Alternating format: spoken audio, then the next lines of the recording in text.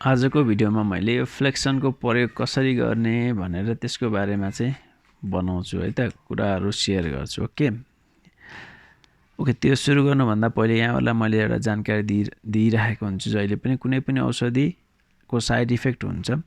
कुनै पनि औषधि आफै खुसी प्रयोग गर्दाखेरि त्यो तपाईलाई आफूमा भएको समस्याहरू के छ त्यसमा प्रयोग गर्न नमिल्ने थाहा नहुन सक्छ। त्यसैले आफ्नो समस्याहरू बताएर चिकित्सकको सहायता सल्लाहमा मात्रै औषधिको प्रयोग गर्नु होला। उदाहरणको लागि मैले यहाँ औषधि फ्लेक्सन लिएको छु। अनि तपाईको औषधि तब नराम्रो हुन्छ जब रङ व्यक्ति खान नहुने व्यक्तिमा औषधिको प्रयोग गर्यो भने रिजल्ट पनि रङ आउन सक्छ। त्यसैले ध्यान दिनु होला।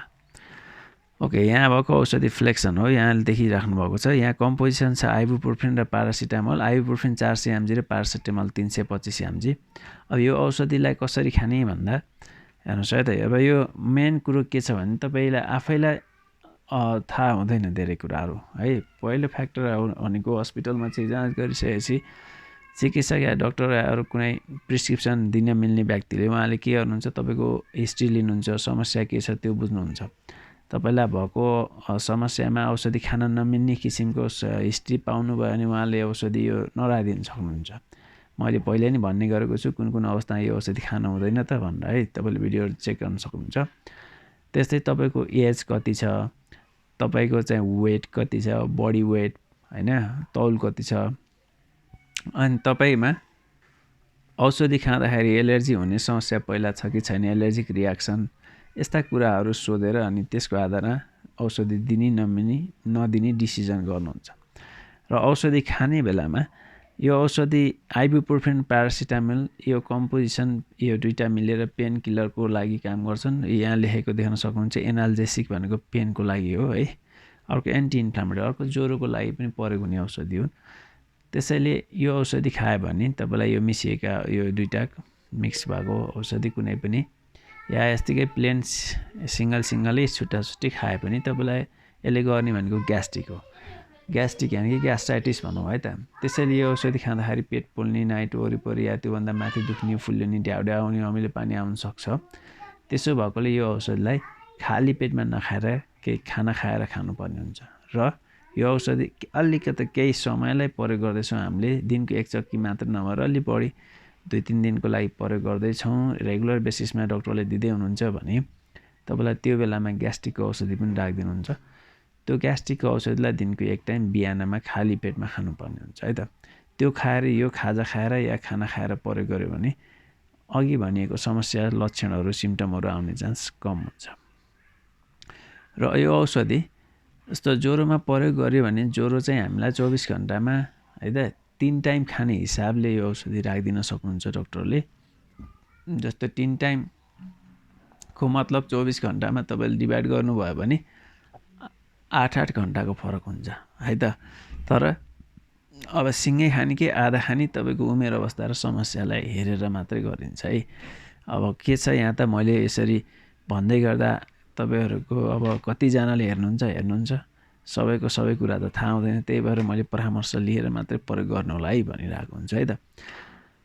अर्को भनेको दुखाइको लागि प्रयोग गर्न दिनै हुनुहुन्छ भने डाक्टरले जस्तै टाउको दुखेको अवस्था दिनुभयो भने टाउको दुख्दा खाने है, टाउको दुख्दा नदुख्दा खानु परेन भनेको मतलब यास हो यास भन्छ त्यसलाई चाहिँ, आवश्यक परेमा मात्रै खाने। अथवा अरू ठाउँ जिउ दुख्दाखेरि, शरीर दुख्दा दिनुभयो भने त्यो पनि दुखाइ हुँदा खानु हुन्, नत्र नखाने हुन्छ, फरक परेन हैन।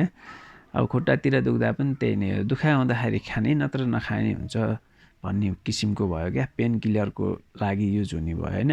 अब ज्वरो पनि तपाईको ज्वरो आउँदाखेरि खाने नत्र भने नखाने गर्दा नि त्यस्तो फरक चाहिँ परेन। तर ज्वरो भन्ने कुरा 2-3 दिन चाहिँ है त्यो अलिकति कन्ट्रोल हुन होला। अरू मेडिकेसन पनि छ भने या कन्ट्रोल त्यति लाग्ने भएकोले जनरली त्यो चाहिँ 8 घण्टाको फरकमा पनि खान सक्नुहुन्छ भन्न सक्नुहुन्छ। हैन भने ज्वरो नआएर ज्वरो फ्री छ आफूलाई भने यतिकै किन औषधि खाइराख्नु, त्यो बेला नखान पनि सक्नुहुन्छ भनेर डाक्टरले भन्न सक्नुहुन्छ है त। है किन तपाईलाई अननेसेसरी पेन किलरहरू शरीरमा हाल्नु हैन। त्यसको पनि तपाईले चाहिँ यो तरिकाले प्रयोग गर्न सक्नुहुने भयो। अब अर्को यो औषधिले ग्यास्ट्रिक गर्ने भएकोले अब अर्को पनि तपाईँले यदि त्यस्तै ग्यास्ट्रिक गर्ने औषधि खानुहुन्छ भने पनि त्यही अनुसार विचार गरेर आफूले चाहिँ डक्टरलाई त्यो मैले यस्तो पनि खाइरहेको छु है, मिल्छ कि मिल्दैन भन्न पनि पर्ने भयो है त। यो औषधिको केही अरूसँग रियाक्सन हुने नहुने कुराहरू आफ्नोमा भएको समस्याहरू जे छ त्यो र औषधि के खानु भएको छ त्यो पनि भनेर जानकारी गराउनु पर्यो है।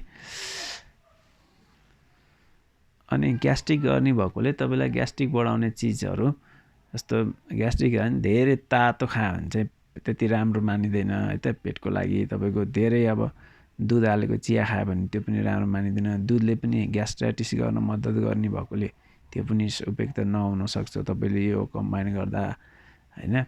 अब खानै नहुने भन्ने त होइन नि दुध हालेको चाहिँ, तर अलि बढी कसैलाई ग्यास्ट्रिकको समस्या छ भने ती चिजहरूलाई कम गरिदिन सक्छौँ हामीले है त। या चिल्लो चिजहरू पनि ग्यास्ट्रिक गर्ने हुन्छन् होइन, एसिड बढाउने हुन्छन्, त्यसैले त्यो चिजहरू पनि त्यो बेला कम गर्न सक्छौँ। यसरी आफूले चाहिँ ध्यान स्पाइसी चिजहरू पनि भए पिरोले पनि एसिडिटीमा मद्दत गर्न सक्छ होइन। खाली पेट बस्नु पनि एसिडिटीको एउटा रिजन भयो। यी कुराहरूलाई ध्यान दिनुपर्ने हुन्छ है त। र औषधि खाँदाखेरि ट्याक्क एक ट्याब्लेट खाने ठिक्क पानीले खाने खाना खाएपछि, तर मजाले फेरि दिउँसोको टाइममा अरू टाइममा चाहिँ पानी पनि मजाले खाने गर्नुपर्छ है त। एकैचोटि औषधि खाँदाखेरि एक ट्याब्लेट खाँदाखेरि टन्न 1 लिटर पानीसँग खानु त राम्रो भएन होइन। थोरै पानीसँग खानु ठिक हुने भयो, किनभने तपाईँलाई उल्टी हुनसक्छ होइन। फेरि औषधि खेर जानुसक्छ, खाएको औषधि फेरि डबल खानुपर्ने हुनसक्छ। त्यो नहोस् भनेर ठिक्क पानीले खाने, तर त्यसपछि चाहिँ पानी पनि खाइराख्नु पऱ्यो रेगुलरली। ओके।